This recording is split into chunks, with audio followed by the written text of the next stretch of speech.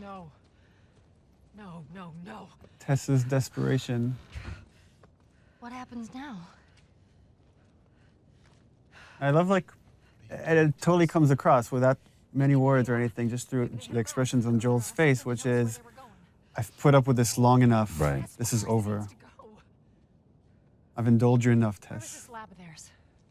Oh, she never said. She only mentioned that it was someplace out west. What are we doing here? This is Yeah, not. that calm, pacifying, trying to talk some sense into you. I know that you are smarter than this. Really? Right. Guess what? We're shitty people, Joel. It's been that way for a long I time. love the fact that her character, It is over, Tess. she knows she's gonna die any minute, but she's still holding on to so much hope Go Yeah. home. I'm not that, well, she's different. going anywhere. Right. Look at her bite. The world could still change. And it's kind of this theme that, like, this idea of, I've done all this crappy things, but it's all okay if I could do this one thing right. Right. And then that kind of moves over to Ellie. And we see that theme later when Ellie, like, talks about it can't be for nothing. I got to point this out. Everybody else, because this was a part of the audition scene too, everyone else did that "don't touch me." They screamed it out, and I love the way she did that, where it was like that first "don't touch me." And it's Yeah. just that realization. And I love the fact that Ellie's the one that figures it out, not Joel. Oh, Christ. And again, the back and forth Annie's doing between this freaking badass to such vulnerability and constantly jumping back and forth. And she brought that every take. And we're all like, because every take she's like full on crying by the end of it. She's incredible. You're right. She's such a badass, but she was so vulnerable at the same time. It's just such a, Shows Hard two thing to sides of the play. same strength too. God, I'm such an Annie fan. You have to feel some sort of obligation to me, so you get her to Tommy's. I remember you coming out of a take and Troy's like, look at me, he's like, you don't understand. You're not right there staring into her eyes. Yeah. I can buy you some time, but you have to run.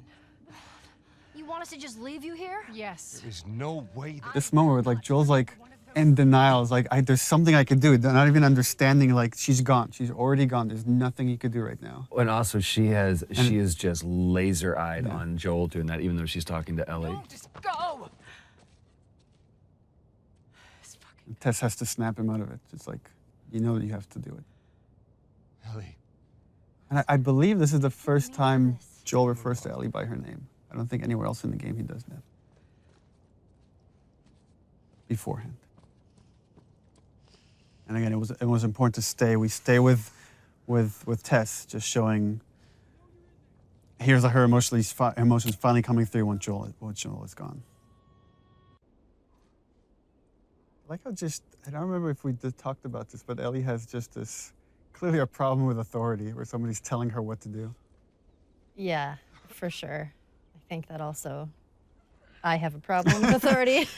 So that came out a little bit in Ellie. Tess.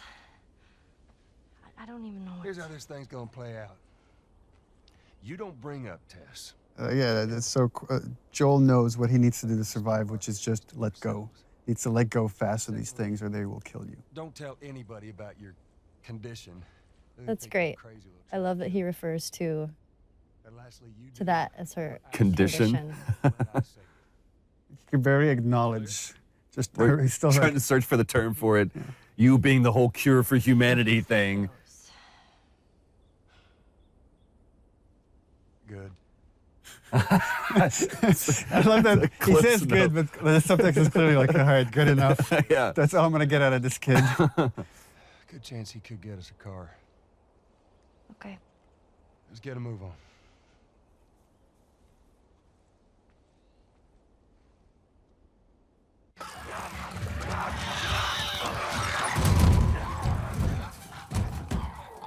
Hey, it's Bill. Lovely Earl Brown. Whoop, whoop. I remember you were kind of geeking out when you auditioned with him. I was. We saw like a lot of people for Bill, and there was a lot of like stars that came in. I was really surprised. Like, but then when he walked in, I was like, holy crap, it's Dan Dougherty from Deadwood.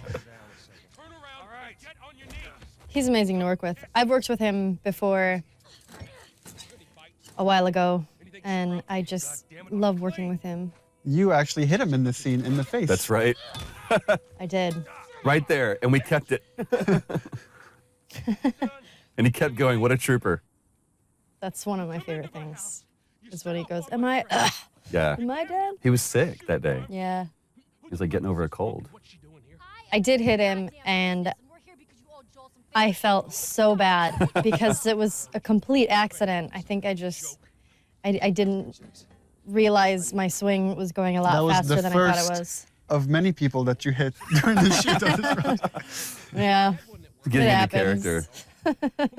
Well, I also love this business that he's doing here too. That was something that he completely made up. He's like, you know, working on the sword and. I love this. I need you to shut up. Again, I love this moment, this paternal thing. Like, just shut up, kid. I need to handle this. He's always a dad. Actually, Bill, they are. Well, it don't matter because I don't have a car that works. But there is one in this town. Parts. There are parts in this town. Meaning that you could fix one up.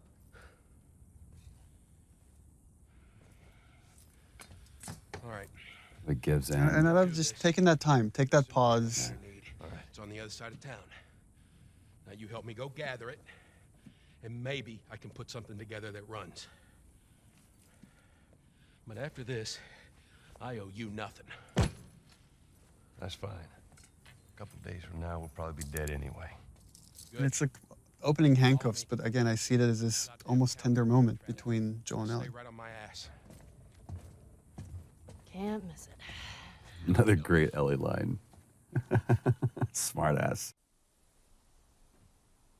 Remember the We are. rehearsal for all these scenes? So we would shoot these things in chunks. So we'd bring like Earl in and Ashley and Troy and just shoot we're gonna shoot the whole Bill sequence. And talking to Bill, and he's about to talk about a partner that he's had.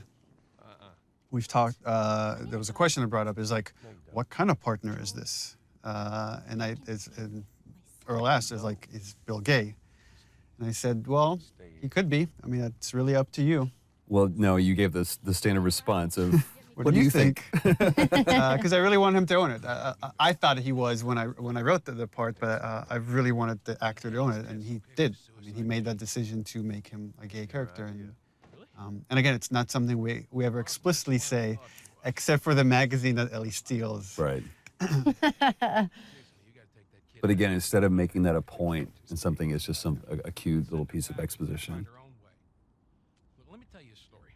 Well, and from a narrative structural standpoint, what Bill is there to show is, here's what happens when you survive on your own in this world. It's like you're alone and miserable and a little bit crazy, and it's what could happen to Joel if he keeps going down this path of just doing whatever he takes to survive. So you know what I did?